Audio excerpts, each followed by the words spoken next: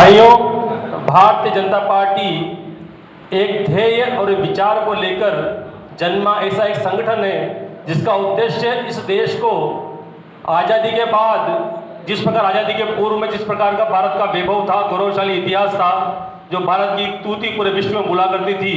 जो भारत विश्व गुरु के रूप में विश्व में पहचाना जाता था, जो भारत विश्व को ज्ञान देने का काम करता था, जो भारत विश्व में व्यापार का केंद्र माना जाता था, जो भारत एक सबसे बड़ा एजुकेशन हब के साथ साथ चिकित्सा के क्षेत्र में सबसे बड़ा भारत क्षेत्र था, उस भारत को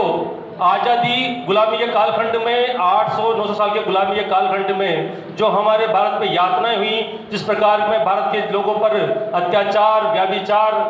और मतांतरण, धर्मांतरण और लूटने की जिस घटनाएं घटी, उस घटना के बाद इस भारत को पुनर्स्थापित करने के साथ साथ इस भारत को और माँ भारती को पुनः विश्व गुरु बनाने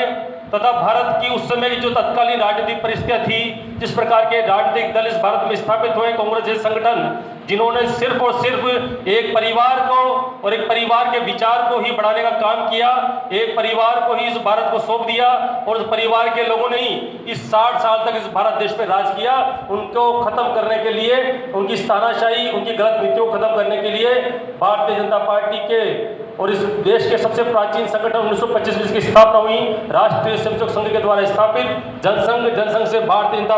जनता पार्टी और जनता पार्टी से आज हम सब भारतीय जनता पार्टी कार्यकर्ता के रूप में इस कांग्रेस को और इस देश को खत्म करने के लिए और देश के सर्वांगीण विकास, देश के हर वर्ग के विकास, देश के मजदूर, दलित, महिला, शोषित और किसान वर्ग के कल्याण के लिए काम करने वाली ये पार्टी हमारी, जिस भारतीय जनता पार्टी ने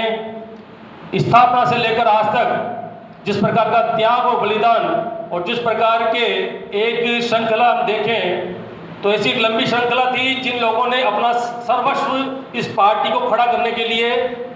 अर्पित कर दिया, न विवाह किया, न परिवार को समय दिया, संपूर्ण समय इस पार्टी, इस देश और इस देश के प्राणी मात्र के कल्याण के लिए काम किया। ऐसे महत्वपूर्ण संगठन के हम कार्यकर्ता हैं। हम सबको अपने आप पर और अपने इस पार्टी की पुरानी पीढ़ी पर गर्व होना चाहिए, जिन्होंने बड़े संघर्ष के बाद उस दौर में, जबकि कांग्रेस के सामने बोलने की किसी की हिम्मत नहीं हुआ करती थी, कांग्रेस के नेताओं के सामने को बोलता था तो उसको मार दिया जाता था, और इसी के कारण हमारी भारतीय जनता पार्टी के दो राष्ट्रीय अध्यक्ष श्यामा प्रसाद मुखर्जी और दीनदयाल उपाध्याय जी का बलिदान इसी कारण हुआ कि उन्होंने कांग्रेस की गलत नीतियों का खुलकर विरोध किया, कांग्रेस की तानाशाही का निरोध किया। उसका परिणाम यह हुआ कि उन